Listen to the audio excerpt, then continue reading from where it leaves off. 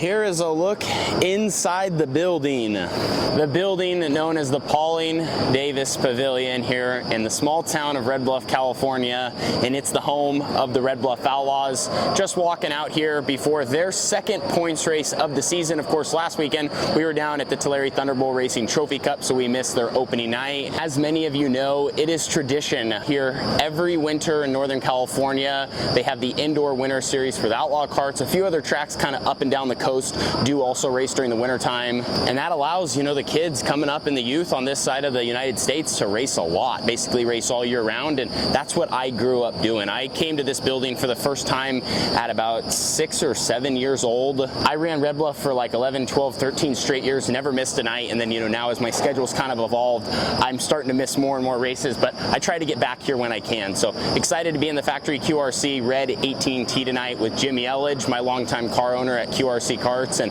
just go out and have some fun. I'm sure we'll have 30, 40 cars, typical Red Bluff format. We'll walk you through it during the evening, and ultimately, again, just here to have some fun, hang out with some great people, and try to put our car on the front stretch at the end of it.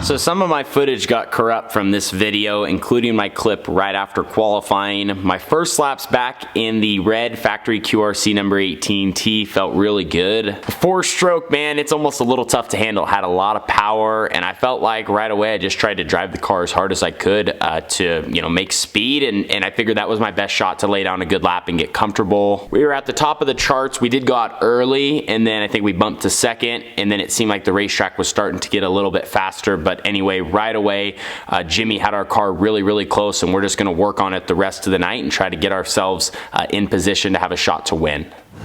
Well, we ended up 6th quick out of 36 open outlaw carts to begin the night. We're now moving into heat races, which, as you guys know, the heat races is important at Red Bluff. They do a 4-car invert, so technically if we would have been in the top 5 in qualifying, we would have started 4th, but we were 6th, so we're in heat 1, starting 3rd, and the top 2 transfer to the A. Heat races are quick, they're intense, and it's, yeah, basically I said it's your night here at Red Bluff. So with us starting in row 2, it's important just to try to fire off well and, you know, basically just make the best decisions you can within 1 lap to get yourself in position to running 2nd or winning the heat race, and then 3rd and 4th, you know, 3rd on down, go to the lower main event. So we're gonna go strap in, happy with our race car. Felt nice to kind of shake some of the rust off, and we'll try to smoothen out here throughout the rest of the night and into these 8 laps.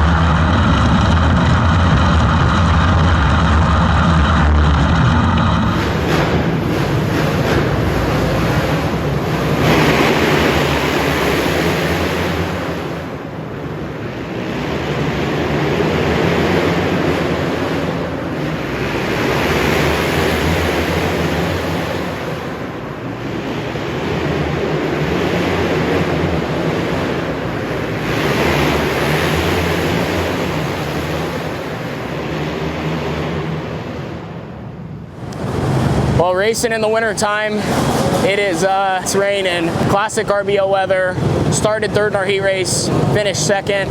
So much happened in all those laps, I don't even know really where to start. One of the things probably coming more back from sprint cars to outlaw carts that I have to readjust. I know how aggressive it is. I mean, again, this is what I grew up doing. It's more like in a sprint car, you're never trying to touch, like, right? You're trying to do every move, slide jobs, crossovers. Like, if you touch, you're probably going over. Where in the cart, obviously, we're racing inside a building. And it's not always the cleanest. That's one thing I don't necessarily love. Like, the whole first lap, I couldn't even tell you, like, I got chopped really bad. I was able to kind of try to keep my nose in the spot because that was my only shot of getting to a transfer spot quick, and it just didn't work out for me. Fell back to fifth, then I got to fourth, then I got to third, then I got to second, all because of like just everything happened the right way, which is sometimes the Red Bluff luck and sometimes it's the opposite.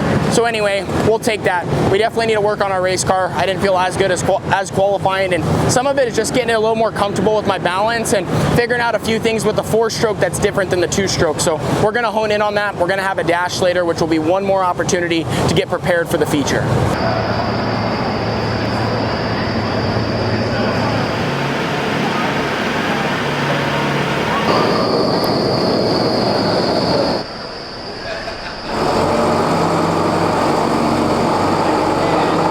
Bit of track prep going on here before the dashes. I always find myself going like, why do this, why do that? And I end up trying to be a track prep guy from the grandstands, and that's not my job. My job is to focus on how to get my race car go around. So just trying to see what they're doing. They kind of tilled the top for a second, then they watered it, then they're kind of scraping just to try to like flatten it, or I guess like smoothing it out. A couple different pieces of equipment out on track, but we're getting ready to go out for the dash now. One change at Red Bluff this year is they're not doing a redraw. They just kind of like they invert the heat and then they invert the dash. So we were the 4th fastest car to make it out of the heat races, so we're going to start 3rd in the 6-car dash. I don't know if that makes sense.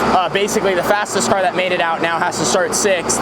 I feel like it probably should be straight up, but that's just how Red Bluff decided to do it, so that's where we're going to be rolling off here for these 6 laps, and this will determine the starting position for tonight's A-main event. So if we can, we'd like to get in gear, and I would say either start somewhere on the outside or try to charge and be on the front row. Those are kind of the best 3 starting positions, I feel like, is on the pole, 2nd, or being 4th. You just have good positioning to kind of take on the beginning part of the race.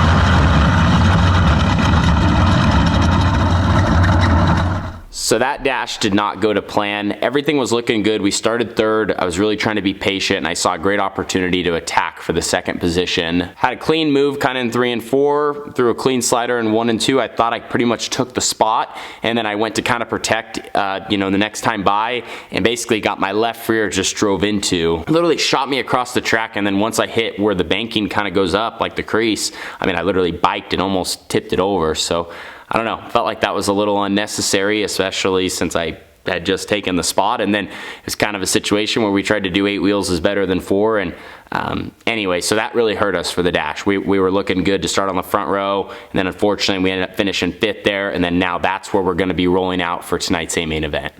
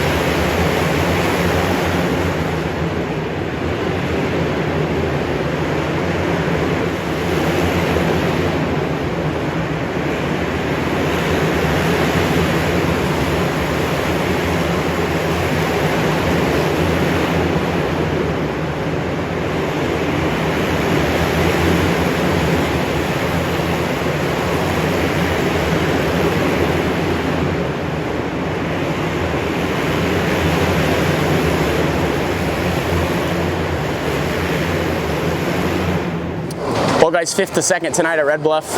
Can't be too upset about that. I just hate running 2nd. I hate having a shot to win races and want to get Jimmy in victory lane. It's kind of been a minute since we've won here, but I think from us coming from 5th and really dealing with everything we dealt with early on in the race, and like I literally got on a charge where I picked off one car, then another car, then another car, and all of a sudden I was battling for the lead and just never was close enough. Just on that like last green flag run, I was good, but like we were about the same, and I felt like I had to maybe, I could tell the car in front of me was maybe like losing it a little bit the last couple laps, but so was I. You know, I was just trying hard, trying to find something, trying to push my car, and like Jimmy and I kind of just talked about, I just think if we were a little bit more drivable, I think I can win that race. What I mean by drivable is if I was trying to do my 100% or 110, my car, you know, I had so much grip I would wheelie, I couldn't get down the straightaway, like literally midway down the straightaway, I'm looking at the ceiling, and that's hard to deal with as a driver, so therefore I have to back out of it a little bit, and I'm riding at 90% trying to win the race, and so, and then it makes it a little tougher to race around, guys, because you got to be careful. Your car isn't unpredictable, like something we've dealt with in the past and we've worked through, and Jimmy's done a great job. We just, again, my car just had so much grip, I couldn't keep the nose on the ground, and your car in racing, you got to go around level. If you're here or you're here, whether it's nose down, nose up, down, back up, like it's just tough to win. So I think we're really close. Jimmy did a great job with our hot rod. This 4-stroke's running good, and we'll take a 2nd place finish tonight. I hate it, but 5th to 2nd, and overall, like I said, good, consistent, and we ran hard. We raced really well up front. No one like wheeled anyone or nothing. It was just good, clean racing, and we were 2nd, or we were the bridesmaid tonight. So that's going to end today's show. Thank you guys so much for watching. I did walk out on the track. The surface was, you know, pretty slick for Red Bluff. Again, frustrating we didn't get it done tonight. Would have loved to put QRC in victory lane, but I felt like we pretty much did everything we could. We really ran hard. We know where there's some areas where we can improve, and you just got to keep fighting, and just appreciate Jimmy Elledge always giving me the opportunity. That's why I love coming back to race with him. It's just such a good time. We have a great relationship. He builds bad, fast cars. You know, the top of Outlaw Karts is QRC, and I like to be a part of, you know, fast equipment and teams that love to do it. So thanks to those guys, and anyway, we'll be back tomorrow for the 2nd night of the weekend. Thank you guys for being a part of our journey. Deuces.